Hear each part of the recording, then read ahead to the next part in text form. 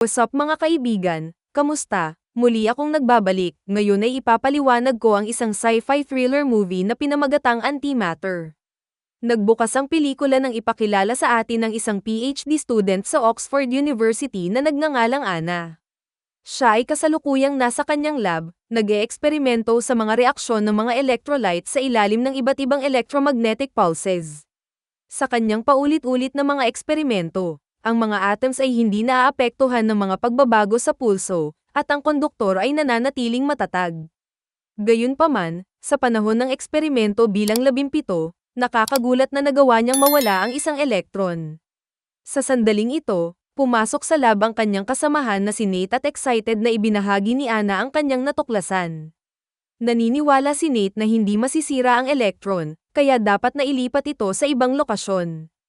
Kaya, nagpasya silang gawin ng isang buong atom na mawala, na maliit pa rin ngunit tumatagal ng mas maraming computational power.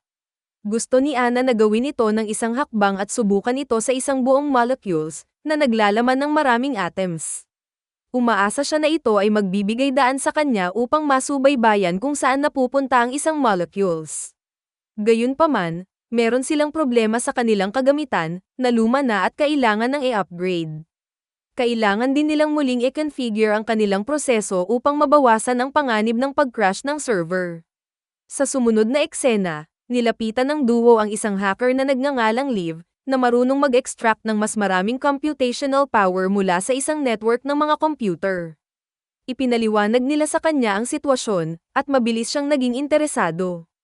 Iminumungkahi ni Liv ang paggamit ng programmatic worm upang makakuha ng access sa lahat ng mga computer ng unibersidad. Nababahala si Nate dahil ito ay labag sa batas, ngunit tiniyak sa kanya ni Liv na hindi ito magkakaroon ng virus. Habang pinag-uusapan ng tatlo ang planong ito, napansin namin ang isang grupo ng mga tao sa labas na nagpoprotesta laban sa pagsubok sa hayop. Maya-maya, dumating ang tatlo sa lab at nagsimulang magtrabaho. Gumagamit si Liv ng arithmetic virus para makahawa sa kalahati ng bilang ng mga computer sa buong mundo, na ginagamit ang kanilang pinagsamang kapangyarihan sa computer. Inulit ni Anna ang eksperimento sa numero 17, at sa pagkakataong ito ay matagumpay nilang nagawang mawala ang isang maliit na sangay. Pagkatapos ay nag-eksperimento sila sa marble, na nawawala rin sa parehong paraan tulad ng dati. Napagpasyahan nila na ang bagay ay gumagalaw at dapat na ngayon matukoy ang eksaktong patutunguhan nito. Sa mga sumunod na araw, ipinagpatuloy ni Anna ang kanyang mga eksperimento, na gumagamit ng mas malalaking bagay sa bawat pagkakataon. Napagtanto nila sa lalong madaling panahon na kung paano nila iposisyon ang mga electrodes sa tatlong dimensyon na kritikal sa mga gumagalaw na bagay. Pagkatapos ay nagpasya silang magtrabaho sa pagtatalaga ng isang target na lokasyon para sa mga bagay. Sa isang pagkakataon, pumili sila ng isang tiyak na huling posisyon para sa isang Rubik's Cube.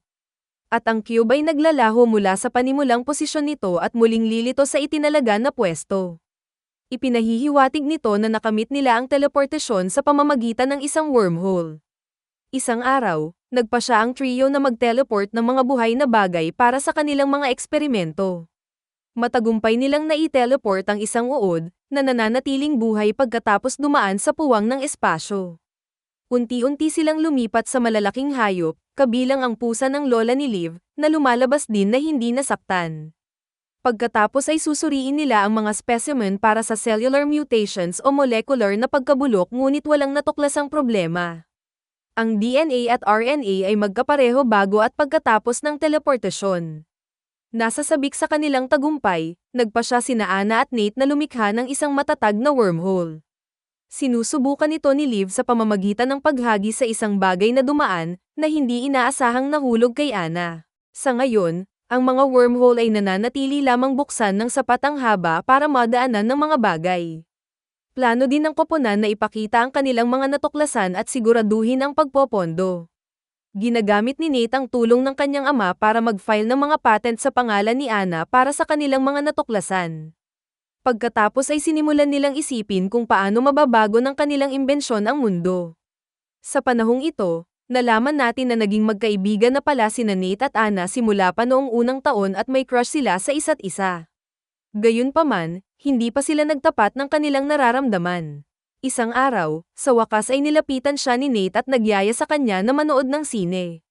Ngunit bago siya makasagot, dumating si Liv na may dalang masamang balita. Lumalabas na ang Microsoft ay naglabas ng isang patch na magpapasara sa kanilang virus. Ito ang mangguna sa pagkawala ng access sa computational power mula sa lahat ng nahack na computer sa loob ng isang araw. Ang balita ay nagpaalala sa tatlo, kaya nagpasya sila na dapat nilang magawa ang isang bagay na makabuluhan sa loob ng isang araw para makakuha ng pondo para sa kanilang pananaliksik. Nakabuo sila ng isang mapanganib na plano, isa sa kanila ay dadaan sa teleportation process at ere-record ang lahat. Pagkatapos ay pinag-isipan nila ito sandali at si Ana ang napili bilang voluntaryo. Pagkatapos, bumalik ang tatlo sa lab, ay naghanda si Ana na dumaan sa wormhole. Basta bago niya gawin, mapanuksong sinabi niya kay Nate na may utang siya sa kanya ng isang movie date. Siya ay tumugon sa pamamagitan ng pagbibigay sa kanya ng isang matamis na halik at pagtatapat ng kanyang pagmamahal para sa kanya. At ngayon sinimulan na ang proseso ng teleportasyon at ilang sandali pa, nawala si Ana sa harap ng kanilang mga mata. Sa susunod na eksena, nagising si Ana sa kanyang kama na nabalisa at hindi na kaya alalahanin ang nangyari. Nagtungo siya sa unibersidad, kung saan nakatagpo siya muli ng mga aktivista ng mga hayop. Ang isa sa kanila ay nagngangalang James at lumapit sa kanya at sinubukang sabihin sa kanya ang tungkol dito sa kanilang movement. Sumagot si Ana na sinusuportahan niya ang kanyang layunin ngunit hindi maganda ang kanyang pakiramdam at siya ay umalis. Kasunod nito, tumungo si Ana sa lab, kung saan nakilala niya sina Liv at Nate. Ipinapalam nila sa kanya iyon na nawalan sila ng kapasidad sa pag-compute at bumalik sa pagsubok gamit ang mga atoms.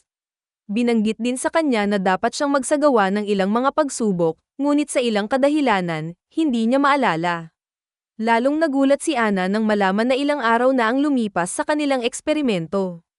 Pagkatapos ay itatanong niya kung naging maayos ang eksperimento, ngunit hindi sila nagbibigay ng malinaw na sagot. Pagkatapos, tinawag ni Ana ang kanyang ina at ang dalawa ay nakikipag-ugnayan sa casual na usapan. Binanggit ng huli na lilipat na siya ng bahay at nahanap na niya ang ilan sa mga lumang gamit ni Ana. Tinatanong niya kung dapat niyang ipadala ang mga bagay sa kanya. Gayunpaman, malamig na sinagot ni Ana na hindi niya ito kailangan at sinabihan siyang ibigay ito sa kawang gawa. Sa pag-uwi, nakita ni Ana ang kanyang silid na magulo, na nakakatakot para sa kanya. Sinusubukan niya huminahon ngunit biglang napansin ang isang intruder na nakasuot ng maskara ng unggoy. Ninakaw ng tao ang lahat sa kanyang gawaing pang-siyentipiko, ID, at laptop. Nakikiusap si Ana sa kanya na kunin ang lahat ngunit ibalik sa kanya ang trabaho. Ngunit walang pakialam ang magnanakaw. Galit na galit, sinimulan niya ang pakikipagbuno sa kanya, na naging sanhi sa kanilang dalawa para mahulog sa bintana. Ang magnanakaw ay nagsimulang tumakbo palayo, at hinabol niya siya. Sa wakas ay natapos ang habulan sa isang makipot na kalye, kung saan muling nakiusap si Ana sa kanya. Sa una, ang lalaki ay nagkukunwaring obligado, ngunit pagkatapos ay bigla niya itong itinulak sa eskinita, na naging sanhi upang mawalan ito ng malay. Nang tuluyang magising si Ana, madilim na sa labas. Dumiretso siya sa lab at sinabi kay Nate ang tungkol sa magnanakaw. Gayunpaman, hindi siya masyadong nagulat sa balita. Pagkatapos ay binanggit ni Ana na kakaiba ang kanyang pakiramdam mula noong eksperimento. Siya ay nakakaranas ng patuloy na pananakit ng ulo at nahihirapang alalahanin ang karamihan sa kanyang mga alaala. Ngunit tiniyak ni Nate na maayos ang lahat at pinayuhan siyang magpahinga. Kinabukasan sa lab, inihayag ni Liv na natukoy ng mga eksperto sa cybersecurity ang virus na ginamit nila. Magkakaroon ng investigasyon dahil ang pag-hack ay itinuturing na cyberterrorism. Dahil dito, talagang nag-aalala ang tatlo dahil maaari silang makulong kapag napatunayang nagkasala sila. Samantala, si Ana ay nagsimulang kumilos ng higit at higit na hindi normal. Wala siyang kinakain kundi lumilitaw para mabuhay ng maayos. Nagsusulat din siya ng mga notes dahil nakakalimutan niya ang mga bagay na nangyayari sa araw-araw. Sa susunod na eksena, kumuha si Ana ng ilang sample ng dugo at itinago ang mga ito sa bodega. Gayunpaman, nakita niyang nakasara ang pinto, nakakaiba dahil kadalasan ay nakabukas ito. At nagagawa na niyang paghinalaan ang kanyang mga kaibigan. Si Liv at Nate ay nagbabalak ng isang bagay at sinusubukang nakawin sa kanya ang proyekto. Iginiit nila na siya mismo ang nag-lock ng pinto at nakalimutan, ngunit si Ana ay nananatiling may pag-aalinlangan at galit na umalis. Sa labas ng unibersidad, muli niyang napansin ang mga aktivistang nagpoprotesta laban sa karapatang panghayop. Si Ana ay nakakita ng isang tao na nakasuot ng maskara ng unggoy at pinaghihinalaan na maaaring ito ang magnanakaw. Ngunit habang tumitingin siya sa paligid, nakikita niya ang ilang tao na nakasuot ng parehong maskara, na nagpapaunawa sa kanya na ito ay bahagi ng protesta. Kaya lang, lumapit si James sa kanya at hinarap siya tungkol sa kanyang mga ilegal na eksperimento sa mga hayop. Nagulat siya at nagbanta na tatawag siya ng pulis, ngunit tila walang pakialam si James at binalaan siya na pagbayaran niya ang kanyang mga aksyon.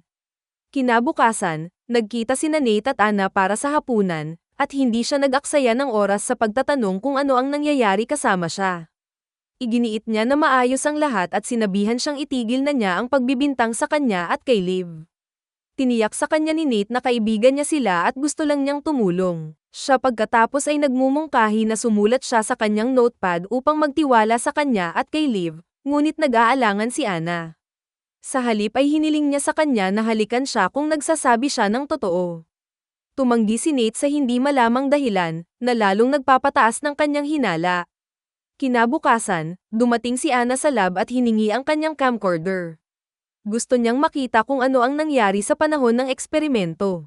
Gayunpaman, sinabi sa kanya ni Nate na nasa bahay niya ito dahil kinokopya niya ang mga video sa kanyang computer. Iminumungkahi niya na dapat niyang kausapin ang kanyang ina at isaalang-alang ang pagbisita sa kanya. Nang marinig ito, nagsimulang mabigla si Ana at inakusahan silang sinusubukang paalisin siya. Malaki ang paniniwala niya na sinusubukan nilang nakawin ang kanyang proyekto ngunit nangakong hindi ito hahayaang mangyari. Nang maglaon, tinitipon ng dean ng kolehiyo ang lahat ng mga mag-aaral para sa isang mahalagang briefing. Ipinapalam niya sa kanila na ang virus ay nahawaan ng daan-daang milyong mga computer, at ang pinagmulan nito ay natunton sa kanilang gusali. Ngayon, isang tiktik na nagngangalang Stovington ang ipinatawag para sa imbestigasyon.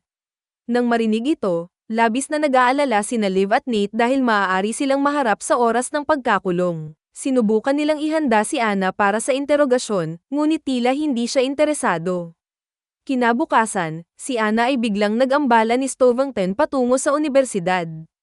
Pagkatapos ay hinawakan siya ng kasamahan nito at dinala siya para tanungin. Sa panahon ng interogasyon, binanggit niya na hindi siya nababahala tungkol sa mga virus. Ang talagang focus niya ay ang pag-iimbestiga bakit may gustong mag-access ng 800 milyong computer. Ngunit itinanggi ni Ana ang anumang pagkakasangkot sa insidente. Matapang niyang sinabi na siya ay isang chemist, hindi isang programmer. Nang maglaon, pagbalik niya sa unibersidad, na-corner siya ng mga aktivista ng mga hayop. Inakusahan nila siya ng ilegal na pagsusuri sa hayop at sinasabing nakita nila siyang nagdadala ng pusa. Sinubukan nilang atakihin siya ngunit kahit papaano ay nakatakas si Ana. Kasunod nito, pumunta siya sa bahay ni Nate na may dalang baril at pumasok sa bintana. Doon, sa wakas ay nakita niya ang pag-record ng camcorder ng kanyang eksperimento at sinimulang panoorin ito. Lahat mukhang maayos sa video, at si Ana ay nakikitang nag-teleport ng ilang talampakan ang layo. Gayunpaman, sa pangalawang pagtatangka, napansin niya na kapag dumaan siya sa wormhole, mayroong isang maikling sandali kung saan mayroong dalawang bersyon ng kanyang sarili. Bago pa maproseso ni Ana ang impormasyong ito, biglang umuwi si Nate. Ipinahayag niya na naipaliwanag na niya ang buong sitwasyon sa kanya ng maraming beses, ngunit patuloy niyang nakakalimutan. Pagkatapos ay hinimok niya itong pumunta sa lab kasama niya, ngunit naging agresibo siya at nauwi sa pagbaril sa kanya. Buti na lang, minor injury lang. Pero isang takot na Ana ang tumakbo palayo doon. Nang maglaon, nakita namin siyang nataranta, naglalakad na tulala sa kalsada. Nahanap ni Liv maya-maya lang at dinala siya pabalik sa lab. Sa gulat ni Ana, hinihintay na siya ni Nate, mukhang ayos lang pero medyo duguan. Pagkatapos ay sinimulan niyang sabihin sa kanya ang totoo tungkol sa nangyari. Ipinaliwanag iyon ni Nate sa kanilang unang eksperimento sa teleportasyon. Lumipat si Ana ng maikling distansya sa unahan. Ngunit ang wormhole ay nanatiling bukas para sa masyadong mahaba, nakakaabala sa gravity at data. At pagkatapos ay gumamit ng electronic scale upang itama ang problema. Ikinonekta nila ang sukat sa generator upang sukatin ang mass input. Sa kanilang ikalawang pagsubok, dumaan siya, lumapag sa timbangan, at mabilis nilang pinatay ang generator. Gayunpaman, sa pagtatangka na ito, isa pang clone ni Ana ang lumitaw at hindi nagtagal ay nahimatay, na ikinatakot ng lahat. Pagkatapos ay isiniwalat ni Nate na hindi siya gawa sa regular na bagay kundi sa liwanag. Ang kanyang bigat ay parang photon dahil mas mabilis siyang nag-teleport kaysa sa liwanag. Nagpapaliwanag ito kung bakit hindi siya kumakain at naghihirap mula sa pagkawala ng memorya. Ito rin ang dahilan kung bakit siya nag-alinlangan upang halikan siya, dahil siya ay nasa isang relasyon sa aktwal na Ana. Binanggit iyon ni Nate ilang beses na niya itong ipinaliwanag sa kanya noon, ngunit nakakalimutan niya. Nang marinig ito, nagulat si Ana at hindi makapaniwala na totoo ito. Sinusuri niya ang sariling sample ng dugo sa ilalim ng mikroskopyo ngunit nagulat siyang wala na. Sa sandaling ito, ang tunay na Ana ay lumalabas sa silid-imbakan, iniwan siyang gulat na gulat. Inamin niya na siya ang magnanakaw na nakasuot ng maskara ng unggoy at mayroong umuwi upang kunin ang ilang mga dokumento. Pagkatapos ay ipinaalam ng tatlo kay Ana Photon na ang algorithm ay muling isinulat at kailangan niyang dumaan muli sa makina para mawala. Ang kawawang babae ay nahirapan na tanggapin ito at nakiusap sa kanila na hayaan siyang manatili, kahit sa maliit na silid lamang. Si Liv at Nate ay nagpaliwanag na sinubukan nilang panatilihin siya dati, ngunit hindi ito gumana.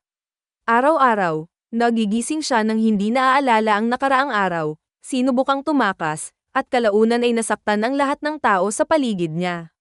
Sa huli, pumayag si Ana Photon na umalis at tinanong sila kung saan siya pupunta. Sabi nila wala siyang pupuntahan at mawawala ng walang bakas. Bago umalis, tinawag ni Ana Photon ang kanyang ina sa huling pagkakataon at ipinahayag ang kanyang pagmamahal sa kanya. Siya pala ang pinadalhan ng ina niya ng isang pakete na naglalaman ng mga tape ng kanyang mga alaala noong bata pa siya. Siya ay gumaganap sa kanila ng paisa-isa at napaiyak. At sa pagtatapos ng pelikula, ay nagpaalam ang clone sa lahat at matapang na naglalakad papunta sa teleporter. Maya-maya ay bumukas ang wormhole, dahilan para mawala siya ng tuluyan. Mag-subscribe para sa higit pang mga video na tulad nito, at huwag kalimutan mag-like, comment, share at i-on ang notification bell para matulungan ang aming channel. Hanggang sa muli, salamat!